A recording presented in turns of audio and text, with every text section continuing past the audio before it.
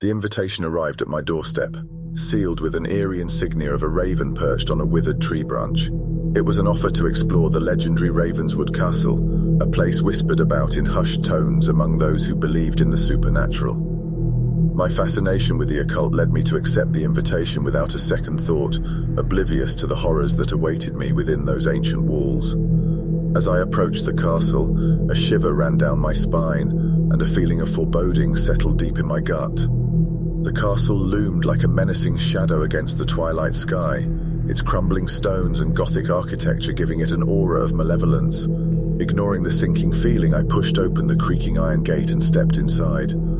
The castle's interior was as desolate as the outside, draped in an oppressive silence broken only by the echoes of my own footsteps.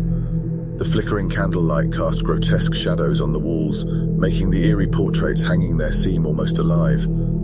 I couldn't shake the feeling that unseen eyes were watching my every move. Guided by the invitation, I ventured further into the castle's heart.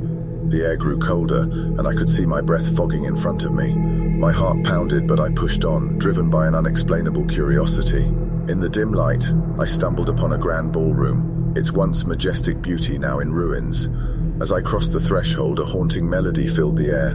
A phantom orchestra seemed to play an otherworldly symphony, and ghostly figures waltzed in a haunting dance. Fear gripped me, but I was unable to tear my eyes away from the spectral spectacle. The dancers' faces were frozen in sorrow and despair, eternally bound to this spectral ballroom. Retreating from the haunted dance, I explored the castle's many rooms, each holding its own dreadful secrets. In one chamber, I found a child's nursery adorned with dusty toys and a crib draped in cobwebs.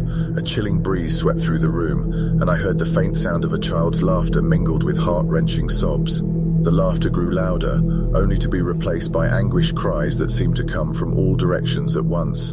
I couldn't escape the feeling that the spirits of lost children were trapped within these cursed walls. Descending into the castle's labyrinthine cellar, my lantern flickered ominously, casting eerie shadows on the rough-hewn stone walls. The air grew thick with a putrid smell, and I gagged as I